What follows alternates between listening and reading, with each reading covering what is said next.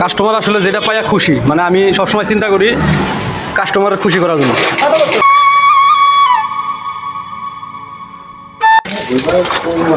এই মেশিনগুলো আসলে আসে অনেক ভারী না, বলুন না, এর লেগে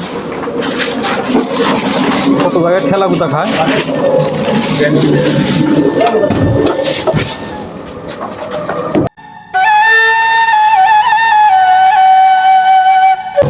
চান্স হয় মানুষ বেশি না, আমি বেশিরভাগ মেশিন বেশি খালি চান্স। আমি সবসময় চিন্তা করি কাস্টমারের খুশি করার জন্য। বিসমিল্লাহ কইেন।